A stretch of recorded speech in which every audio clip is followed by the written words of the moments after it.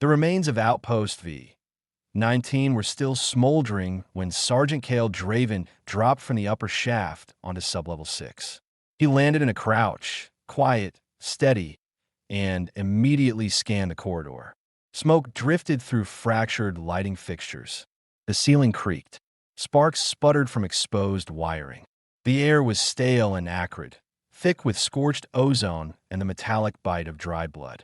Somewhere in the distance, a broken speaker looped an emergency warning in 3 languages. No one was listening. Cale exhaled slowly and adjusted the grip on his rifle. He wasn't here for cleanup. He was here for one target, Zalari Thran, a Zalari envoy taken during a black market raid on a diplomatic convoy. She was supposed to be under Galactic Accord protection. Instead, she was about to be sold at auction to the highest bidder. Human Command wanted her out before that happened. They sent Cale, quiet, efficient, low profile. No explosives, no drones, just him and the blade. The Stormfang rested sheathed across his back, attached with a high-carbon magnetic lock.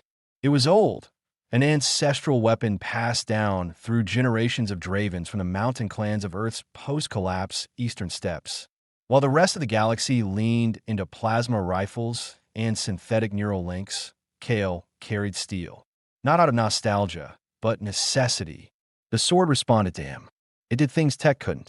No one understood how or why. They just knew it worked. The mission brief was clear. Locate the diplomat, neutralize hostiles if necessary, and extract with minimal noise.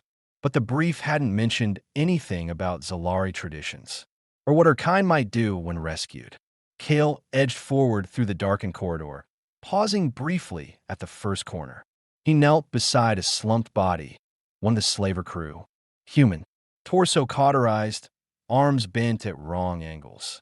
Blaster still holstered. Likely died in the initial raid. He wasn't the one Cale was worried about. The slavers operated in rotating shifts. If he was caught here mid-cycle, the extraction would get messy. He approached the first row of holding cells. Most were empty. One still hummed with a live energy barrier. Inside, illuminated in pale blue light, was the diplomat. Cale's breath hitched, just for a moment. Zalari Thran stood barefoot in the center of the cell, arms raised above her head, wrists locked in a restraint field that anchored her to the ceiling. She looked almost composed, head upright, back straight, eyes focused directly on him as if she had sensed him approaching. Her skin was a luminous shade of deep emerald, smoother than polished metal. Violet irises watched him, unblinking, with a kind of calm defiance. Her ceremonial robes were nearly transparent, clearly not designed for captivity. They clung to her in delicate layers, revealing the graceful contours of her form. Her people's diplomats were chosen not just for their intellect, but for their ability to disarm opponents. Visually, psychologically, emotionally. But there was no seduction in her eyes now. Only exhaustion and calculation. Cale tapped the comm link in his ear. Visual confirmed. Target located. Preparing extraction. Status, replied the voice of Captain Arya Voss. Cold, controlled, sharp as ever. Minimal resistance. No active guards in visual range. Proceeding. You have 4 minutes before perimeter scan restarts. Move fast. He moved toward the control panel. Fried. No response. Typical slaver work. Quick, dirty, brutal. He drew Stormfang. The sword hissed lightly as it left its sheath. Its surface shimmered with faint kinetic charge as it calibrated to Cale's handprint. He slashed through the restraint's node interface. The locks disengaged. Zalari fell forward, her knees buckling. He caught her. Her weight was light against his armor. Her body was cold. Not dying, but she'd been here too long. She looked up at him from his arms. Her voice was quiet, unwavering. You carry a soul-bonded blade. Old steel. Earth-forged. Cale blinked, confused. You know this blade? I know what it means. You deflected death with it. He shook his head. You're injured. We need to move. You intercepted a death meant for me. Her fingers curled into his armor. That invokes the life-binding right. I am bound to you now. Cale stared at her. That's not how this works. She smiled faintly, breath shallow. It is for us. Footsteps echoed down the hall. Kale turned, lifting his rifle with one arm and drawing her close with the other. Two slavers approached, armed and alert. He fired once, dropped the first with a shot to the neck. The second ducked, returned fire. Kale deflected the bolt with Stormfang, stepped forward, and drove the blade into the man's chest. It pierced through with a crunch. He twisted, pulled free. No time to think. No time to ask questions. He lifted Zalari into his arms, shifted her weight onto his shoulder, and moved fast toward the evac ramp. As he emerged into the open hangar, the atmosphere changed. A sleek shuttle waited on the pad, ramp extended, engines humming. And standing just beneath its wing, arms crossed, lips pressed tight, armor immaculate, was Captain Arya Voss. Her silver blonde hair was tied back in a tight knot. Her expression was unreadable, but Kale could feel the tension rising the moment she saw the alien woman leaning against him. He lowered Zalari gently and straightened. Arya's voice cut through the silence. I said extraction, not engagement. She was chained. I broke her out, explained the outfit, and the way she's looking at you like you just proposed marriage. Zalari stepped forward on shaky legs, raising her chin. By my people's laws, he saved me. He is mine now. Arya turned her glare toward Kale. Is this true? Kale opened his mouth, closed it. Apparently. She's not human. She's not part of this unit. You can't just take on alien obligations like they're souvenirs. I didn't ask for it, but you didn't say no either. Zalari leaned closer to Kale. If I leave your side now, the bond fractures. My people will consider betrayal. Yours will see it as incompetence. Arya was silent for a beat. Then she turned, walked up the ramp without another word. Kale looked at Zalari. She looked back. He didn't say anything as they followed her into the shuttle. But in his chest, he felt the Stormfang vibrate once, as if confirming something he hadn't admitted yet. He didn't fully understand the rules of this new situation, but he'd made a choice, one that couldn't be undone, and he was starting to realize that saving the girl might have just rewritten his fate. The shuttle door sealed shut behind them with a hydraulic hiss.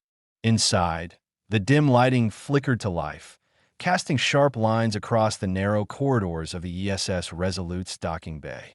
Kale walked ahead silently, Zalari just behind him, barefoot and unshaken. Her posture remained composed despite the bruises on her arms and the faint tremble in her legs. She didn't look at the crew watching her from behind their helmets, didn't flinch, didn't hesitate. She carried herself like a diplomat. But Kale couldn't forget how easily she had accepted the bond, or the weight in her voice when she declared it. It wasn't romantic. It wasn't dramatic. It was cultural law, binding, permanent. Keep moving, came Arya's voice from ahead, clipped and cold. She walked with precision, boots hitting the steel floor in measured steps. Debrief in 12. You've got 5 minutes to get her dressed and out of you. Kale gritted his teeth. We just pulled her out of a slave cell. Maybe she deserves more than a damn towel and a warning. Arya stopped, turned slightly, and stared at him. And maybe you should have thought about command protocol before you walked off that shuttle with a half-naked alien bonded to your DNA signature. Kale's jaw tightened, but he said nothing. They reached the medbay. Inside, sterile light poured from the ceiling. A young technician flinched when he saw Zalari, but quickly looked away, tapping nervously at his tablet. Vitals. Toxin scan. Soft tissue damage, Arya ordered. Minimal interaction. No injections unless cleared. Zalari calmly sat on the edge of the table, unbothered by the foreign technology or the nervous humans moving around her. Her gaze flicked occasionally to Kale. When he met her eyes, there was no seduction, no pleading, only quiet expectation. Kale turned away and leaned against the wall, arms crossed over his chest plate. His mind churned. Why did she bind herself to him so quickly? Was it a political tactic, genuine gratitude, or something else entirely? He didn't even know what bondmate entailed in practice. Would the Zalari government now recognize him as a partner in some legal sense? Would her people expect him to protect her, speak for her, or worse, stay with her? He didn't sign up for that. And yet, he hadn't pushed her away either. Arya returned 10 minutes later, her demeanor unchanged. She's clean. No implants, No trackers. Your mission's complete, Draven. But this bond, this right, is a complication. Command won't like it. Then tell them I didn't have a choice. That's the problem, Arya snapped. You did have a choice. You could have followed orders, completed the mission clean, and left the cultural entanglements for the diplomats. Instead, you drew a sword. I drew a sword to block a bolt aimed at her chest. She was supposed to die? No, but she would have if I hadn't stepped in. Arya looked at him for a long moment, then stepped closer. Her voice dropped slightly. You think this is just a cultural misunderstanding? Zalari life bonds are legally recognized under Galactic Accord Treaty 47. You're now part of a registered union, cross-species or not. That means she has access to your military protections and all legal rights that come with them.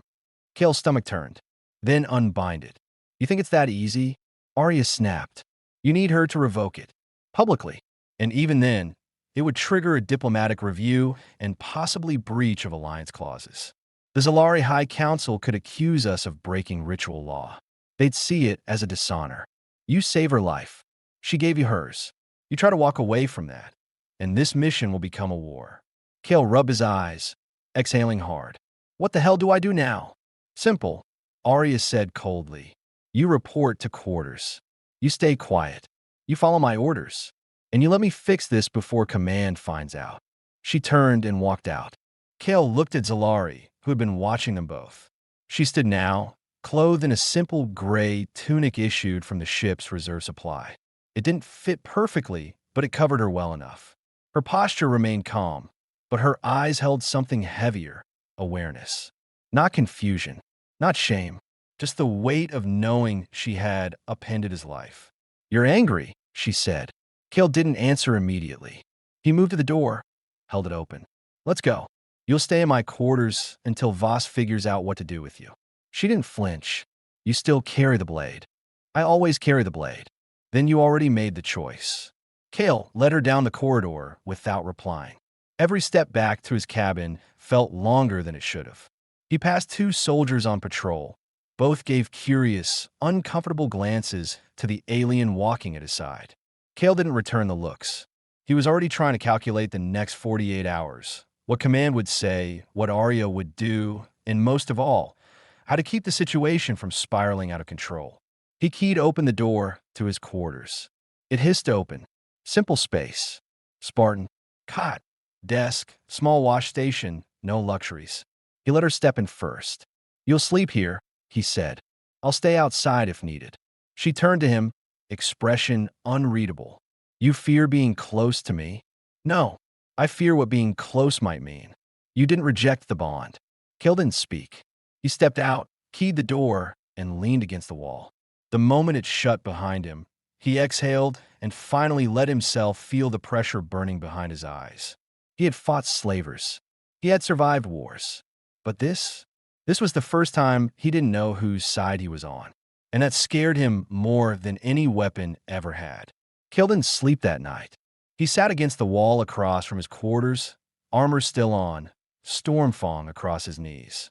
The corridors of the ESS Resolute were quiet at this hour, interrupted only by the occasional low hum of the reactor core and the soft hiss of life support systems cycling through the vents.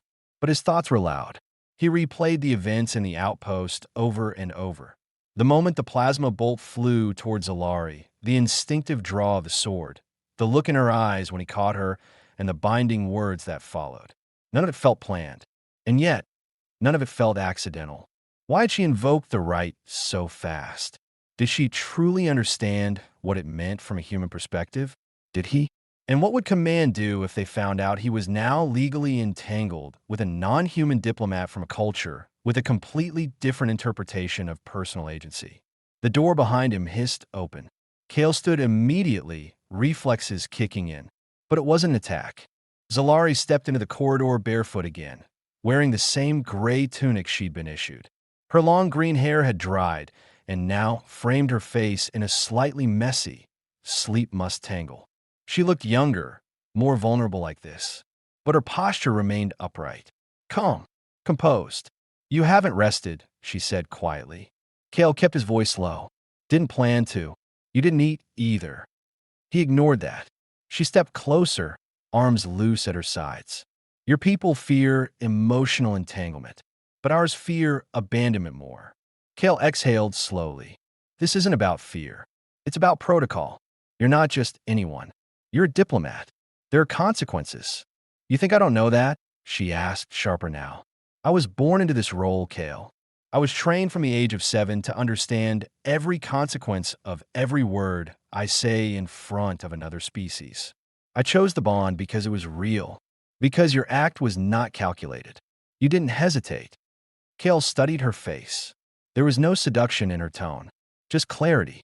What does this mean for you, really? He asked. Back on your homeworld? Professionally, culturally. Zalari hesitated for the first time, then answered. My assignment is likely terminated. I'll be recalled. My people will expect me to live as a mate of House Draven. If I refuse, I bring shame to my clan. If I request dissolution, I insult yours. And if you walk away, I won't, he said quietly.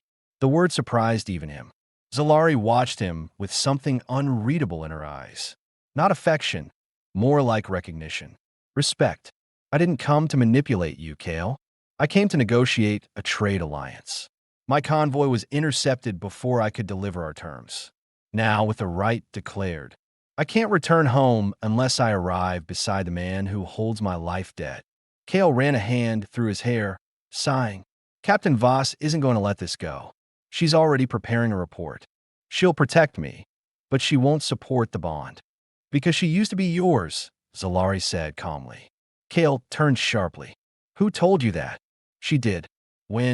Earlier, when she reviewed my medical status. She said she had personal knowledge of your behavioral patterns. She didn't mean it clinically. Kale cursed under his breath. Of course she didn't. You still feel something for her. He looked away. We were stationed together during the Harvick collapse. Things happened. Then things ended. She's not someone who forgets easily. Or forgives. Zalari absorbed that silently. Then nodded. Then we share a challenge, she said. Because I will not leave. And she will not yield. Before Kale could respond, his comlink chirped. Draven, came Arya's voice. Report to briefing room 3. Bring the diplomat. Kale straightened, tone tightening. Acknowledged. Zalari gave him a long look. Will I be restrained? Not on my watch, he said. They walked together through the ship's main corridor. Crew members moved aside as they passed. Whispers followed them. The sight of an Earth soldier walking beside a near-naked alien in diplomatic tunic stirred more than just curiosity. Everyone on this ship had seen blood. But not everyone had seen politics, made this personal. They reached the briefing room. Arya was already inside, alone. The screen behind her displayed a report window filled with legal data, cross-species rights clauses, interstellar codes of conduct, Zalari tribal customs. Kale stepped forward. You called us. Arya didn't look at him. She looked at Zalari. I've been reviewing Zalari, right 9.2.2. The binding is recognized. The moment you invoked it, and he did not immediately deny, it became registered in your diplomatic record. It's irreversible without mutual rejection, which, if I understand correctly, your people consider dishonorable. Zalari answered simply. Correct. Arya turned her attention to Kale. Do you want out? Kale opened his mouth but didn't answer. Kale, Arya pressed. This isn't rhetorical. Say the word now, and I'll bury the paperwork, call in a favor, get her reassigned. You'll get a mark, but nothing that sticks. Kale's voice was low.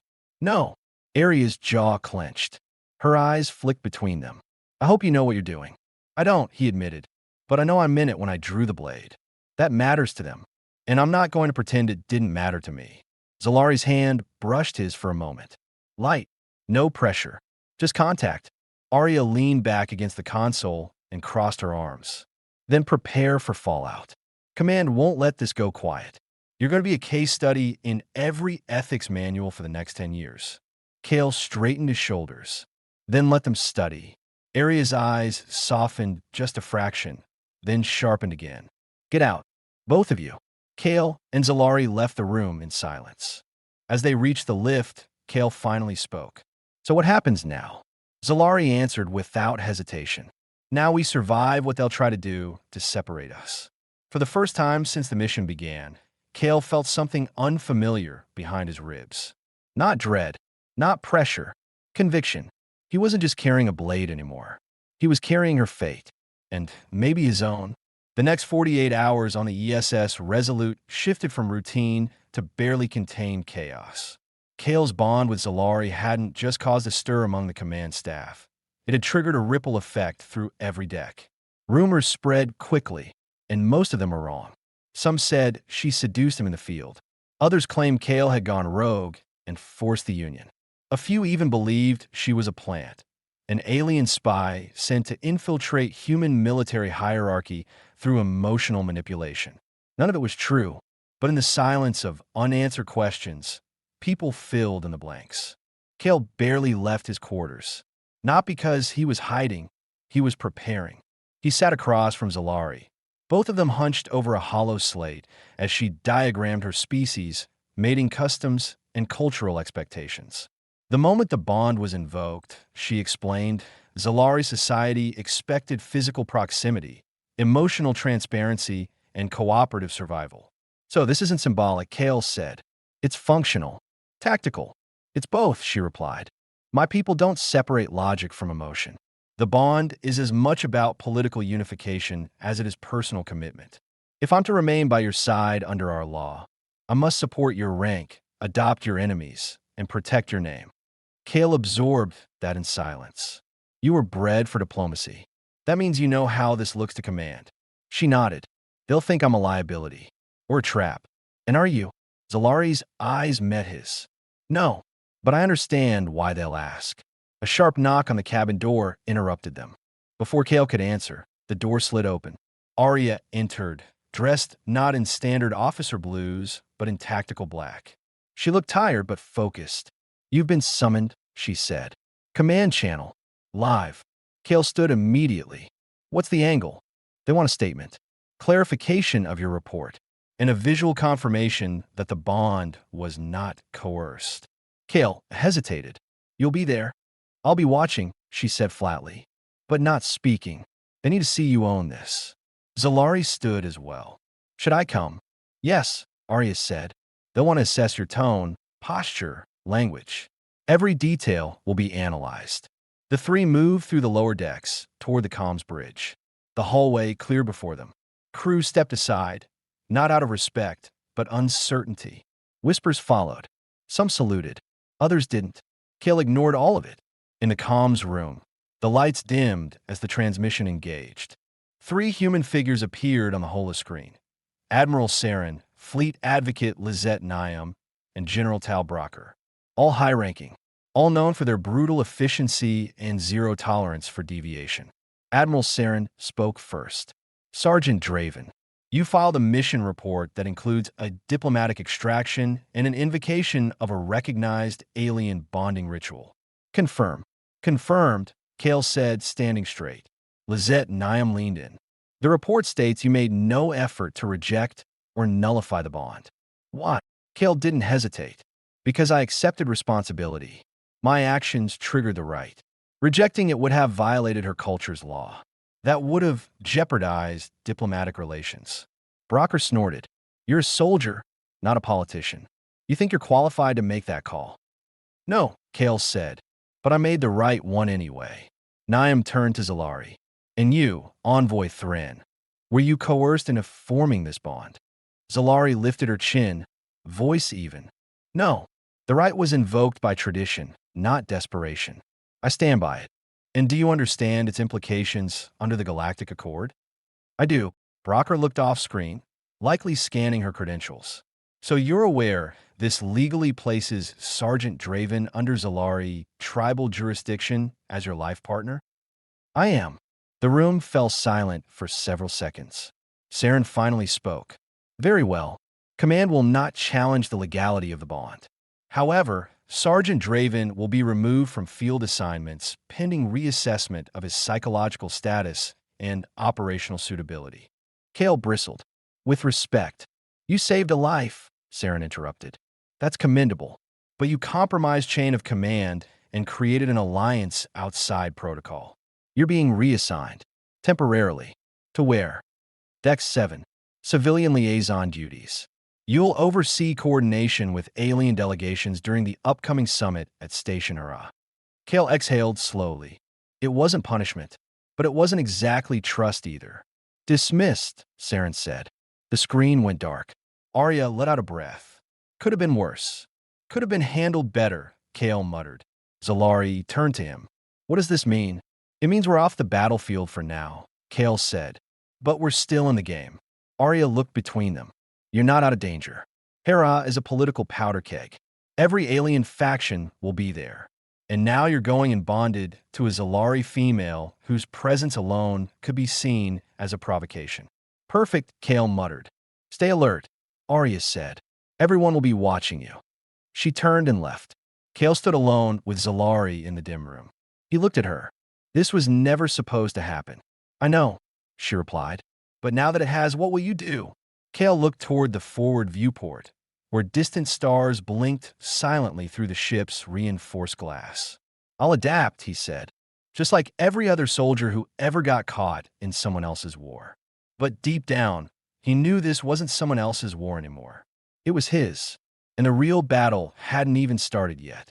Station Hera loomed ahead like a steel crown in orbit, encased in scaffolds of rotating trade decks, shuttle docks, and armored diplomatic rings. It was a city in space, shared by 15 species, monitored by 3 major coalitions, and held together by a treaty more fragile than anyone liked to admit. It was also where political careers were born or incinerated. Kale stood in the docking corridor of the ESS Resolute, dressed now in a sharp black utility uniform with no visible rank insignia. That had been part of Aria's arrangement. His reassignment stripped him of field command temporarily. He was to be seen, not heard. A handler, not a soldier. A face, not a blade. Zalari walked beside him, her clothing updated. She now wore a form-fitting white diplomatic gown accented with gold embroidery that shimmered faintly under the corridor lighting. It was still revealing by human standards, tight across the chest and hips, but ceremonial. Traditional, meant to communicate status and presence, not submission. Her hair was braided into a spiral design that marked her as claimed and claiming. She looked composed, but her eyes flicked more often now, scanning her surroundings. She wasn't nervous. She was calculating. Kale appreciated that. Hera wasn't safe. Final approach confirmed. Came the pilot's voice over the intercom. Docking gate G-17. Civilian escort inbound. Kale turned to Zalari. Once we disembark, don't wander. There are a dozen factions on this station who'd see our bond as an insult or a threat. She gave a faint nod. I'm aware, but I must be seen. I'm not asking you to hide. Just walk near me. Zalari's lips curved, almost amused. You're becoming territorial. No, I'm becoming cautious. The docking clamps engaged with a metallic thump. The airlock rotated, sealing with a hiss. Beyond the hatch, a delegation was already waiting. 2 human aides in gray jackets, and 1 alien. A tall, 3-eyed archite delegate in a crimson veil. Kale stepped off first. No weapons, no armor, just his body and his voice. Zalari followed. The human aides bowed slightly. The archite didn't. This way, one aide said quickly. You've been assigned quarters on Level C, Diplomatic Tier 2. Orientation begins in 1 hour. As they walked, Kale noted the change in atmosphere. The SS Resolute had been tense, but Hera was suffocating. People watched them from every corridor. Humans, Trilari, Fenari, even 2 armored Texa guards, bulky and silent, their faces hidden behind copper visors. None of them said anything, but the message was clear. They were spectacle, and in this place, spectacles were dangerous. They reached their assigned suite, a modest but sleek room with a shared table, 2 sleeping compartments, and a private security terminal Kale would need clearance to access. Once alone inside, Kale ran a quick scan for bugs. Nothing major, just passive surveillance. Expected. He turned to Zalari. Why didn't you warn me that being bonded to you meant walking into a diplomatic minefield? She sat down calmly, crossing her legs. Because I didn't think you'd say yes. I didn't say yes. I just didn't say no. In my culture, Silence is consent. Kale paced the room once. Great. A tone chimed at the door. Kale opened it to find a courier, a woman in uniform holding a sealed data drive. For you, she said. From command. Direct line encryption. Kale accepted it and slotted it into the room's hollow panel. The projection lit up. Arya appeared. Recorded, not live. Kale, I assume by now you're knee-deep in dirty stares and political theater. Things are heating up faster than expected. Word of the bond spread. Some alien factions are furious. They claim it's a stunt, propaganda. Others think the Zalari are trying to infiltrate the human chain of command through seduction.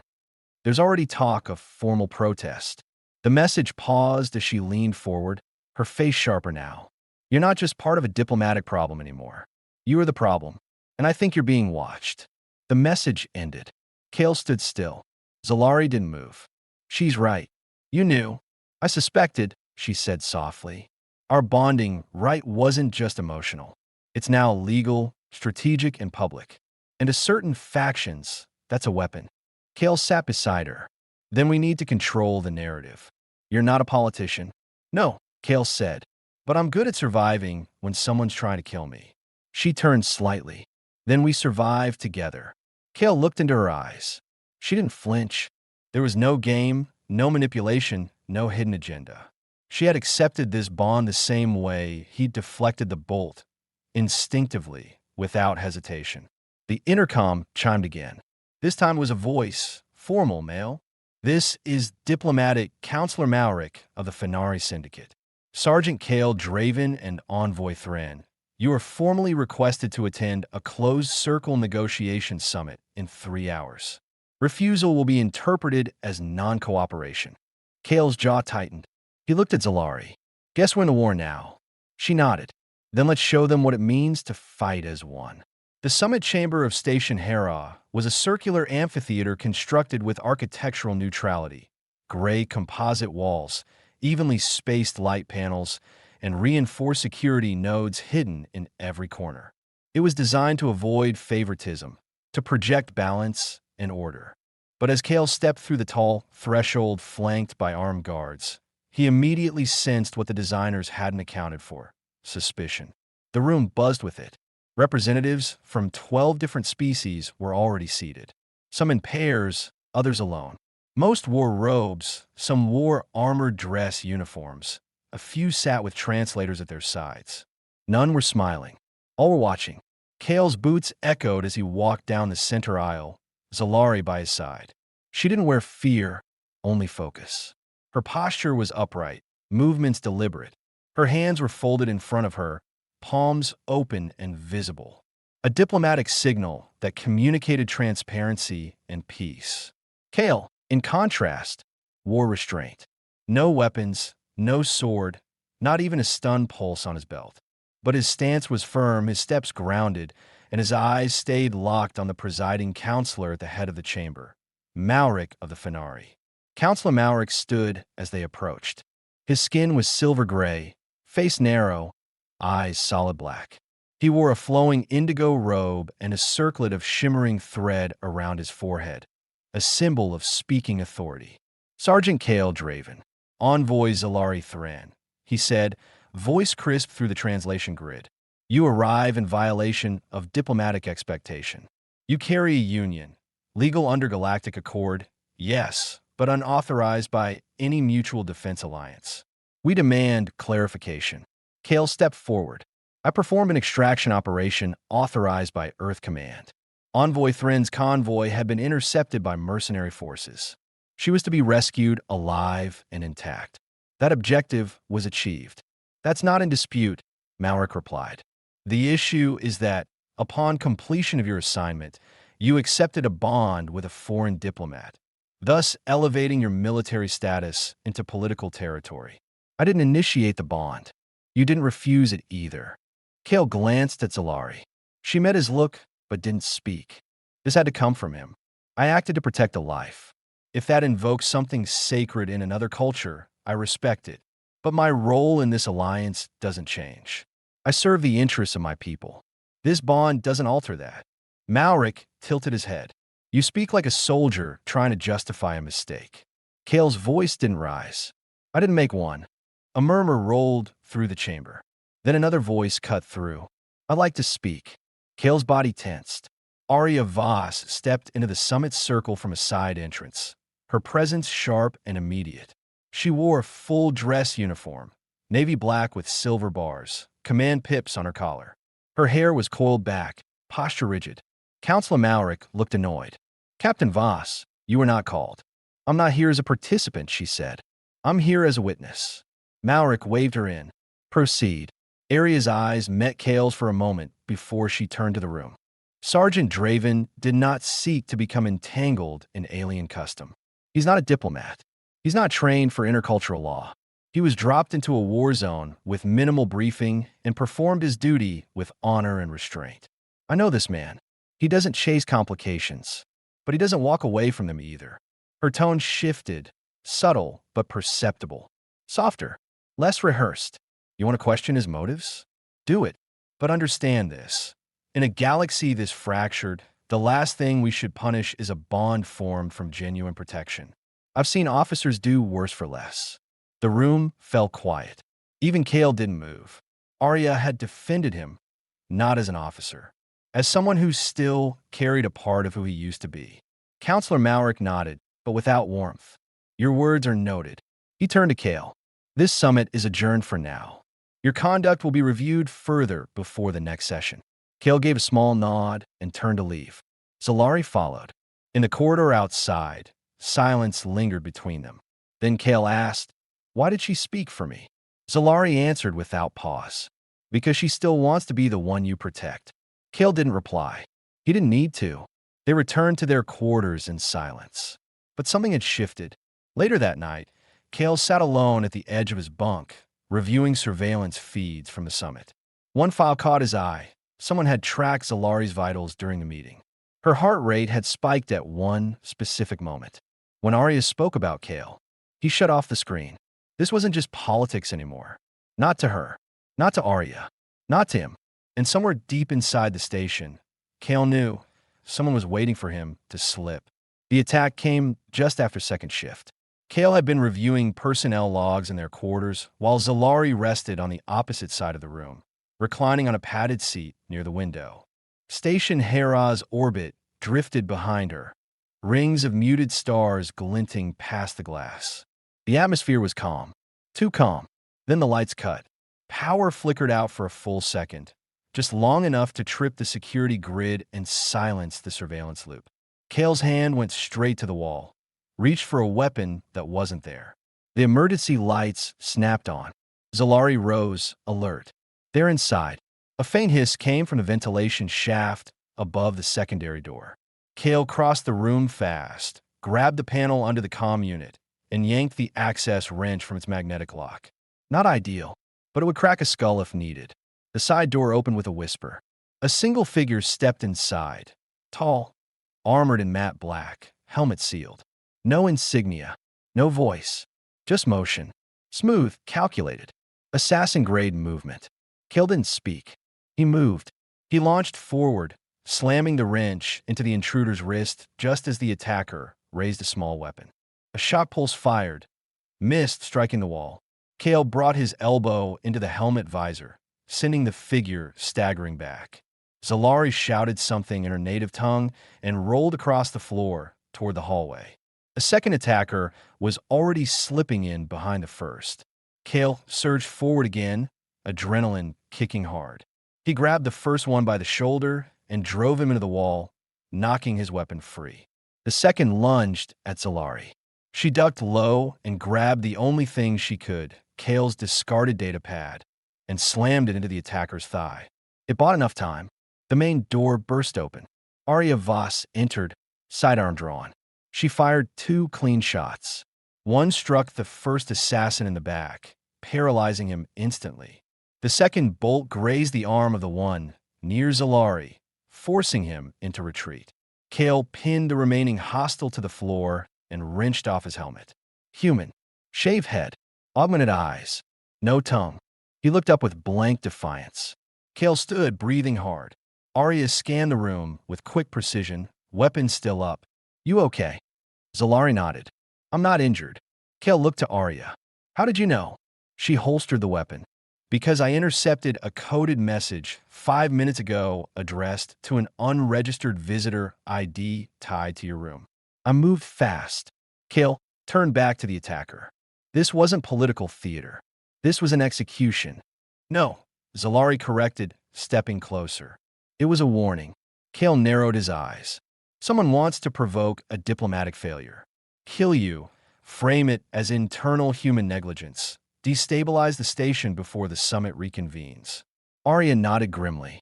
Or, they want you both gone, so no one questions the old balance of power. Medical and security teams arrived within minutes. The attackers were restrained, their gear taken, but neither carried any identifiable technology. Ghost operatives. Disposable assets. By the time the hallway was cleared and the room sealed again, the three of them sat in tense silence. The emergency lights glowed a dull red above. Arya broke the silence first. We need to assume your room is no longer safe. I've arranged for secure quarters near command tier. Kale nodded. We'll move. Zalari looked between them. I need access to the summit files. I need to know who else submitted formal protests after our bond was registered. The truth is in the objections. Kale hesitated. If you go public with this, you'll become a lightning rod. I already am, she replied. Let me be one with purpose. Arya stepped away, tapped her wrist console. I'll clear a path. But if you want access, you'll need protection. Kale raised his hand. She already has it. Arya paused, then looked at him directly. I don't think you understand what you're getting into, Kale. You'll be making enemies. Real ones. He met her eyes. So be it. A long silence passed between them. Arya's voice dropped. You still make decisions with your heart first. Kale's expression stayed firm. It's why you trusted me in the field, and why you're standing here now. For a moment, her face softened. Then she turned to leave. Be ready. We move in 10. When the door shut behind her, Zalari stepped closer. You didn't flinch. Not once. Not even when she questioned your loyalty. Kale sat on the edge of the bed, hands resting on his knees. Because I already made my choice. She watched him in silence. I'll protect you, he said quietly. Whether that makes me a soldier, a partner, or something else, I don't care. She stepped forward and touched his hand. Then we faced the summit together. They didn't embrace. They didn't speak again. But something between them shifted in that moment. Quiet, steady, real. The kind of trust that couldn't be faked. The summit chamber was different this time.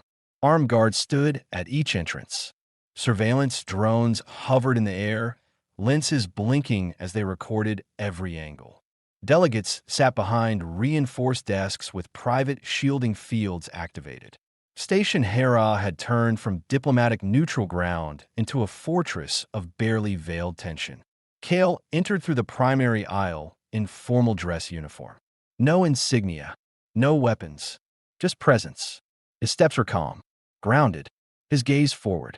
Zalari followed him, regal in a navy blue diplomatic robe lined with silver accents. Her ceremonial cuffs bore the insignia of her people's house, Velsithar, now modified to include the sigil of Clan Draven. The meaning was clear. She had made the bond official not only through tradition, but through representation. She had claimed him, and accepted being claimed in return. Arya waited for them near the floor podium, already in place with her data console connected directly to command tier. She gave him a short nod. No words. A tone rang out across the chamber. Councilor Malric stood. Proceed. Kale stepped forward into the center of the amphitheater. I stand here not as a soldier, but as a man who made a choice in the heat of action. That choice led to a binding ritual I didn't fully understand, but I accepted it, and I stand by it.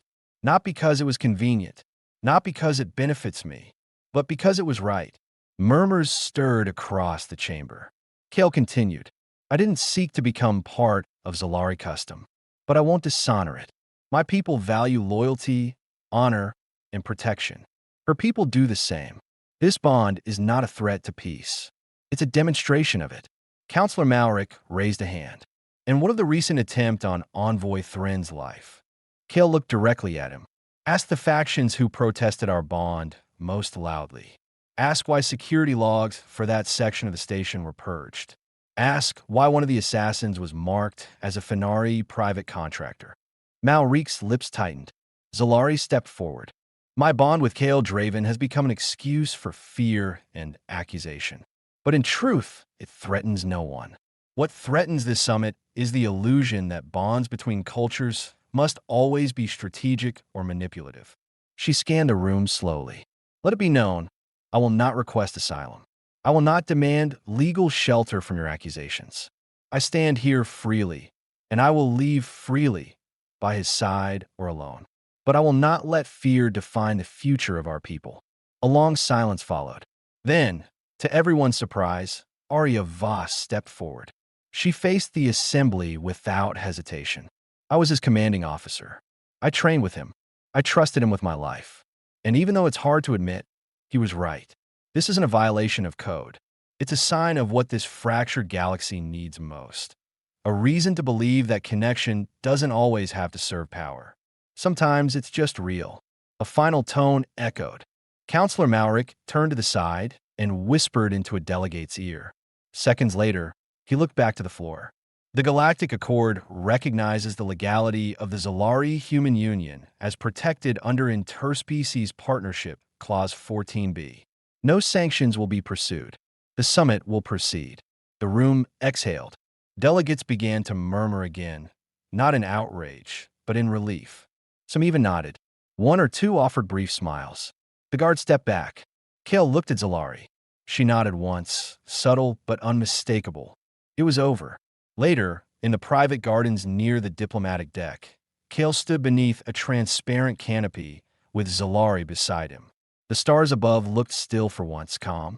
She leaned against him lightly, not ceremonially, not with intention, just closeness. You know this won't be the last challenge, she said. I'm counting on it, Kale replied. She smiled softly. You were meant for battle, but you chose something gentler. No, Kale said. I just chose something worth protecting. Behind them, the summit continued. But they didn't return. They had fought enough battles for one life. And now, for the first time in too long, they walked forward not as soldier and envoy, but as two people who had earned peace. Together.